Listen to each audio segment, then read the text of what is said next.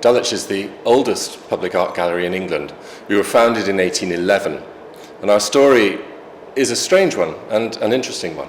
Our founders, it sounds like a joke, but our founders were a Swiss, a Frenchman, and a Welsh woman. They come together in rather interesting circumstances. The two men, Francis Bourgeois and Noel Desenfants, were commissioned by the King of Poland to put together a collection, which was to be a national collection for Poland. It was to tell the story of the history of art. It all fell through. In 1795, Poland ceased to exist.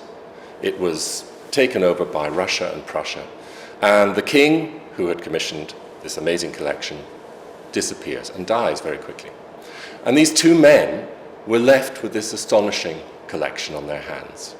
And what happens over the next 15 or so years is that they carry on collecting and developing and buying, shopping, basically, and they transform this core collection into something extraordinary, one of the greatest European private collections.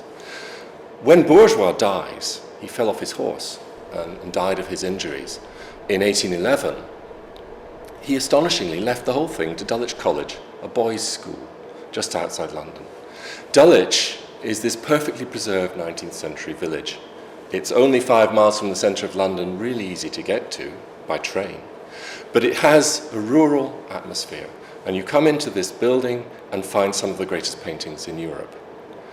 But that's not all. The building itself is astonishing. Fortunately for us, Francis Bourgeois had a great friend in the architect Sir John Soane, and in his will he asked that Soane, the greatest of all Regency architects, should design the space for his paintings. And Soane came up with Dulwich Picture Gallery. You look at Dulwich Picture Gallery today, and it kind of reminds you of lots of other galleries, national galleries, American great galleries. But that's not the case. It's those galleries that are reminding you of Dulwich. We're the first. Soane gave us the blueprint for it.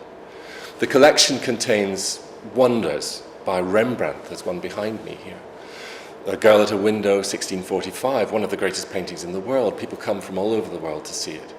But we also have great collections of paintings by Poussin, by Gainsborough, marvelous paintings by Gainsborough, by Rubens, by Constable, by Watteau. The list is endless. And that's our brief.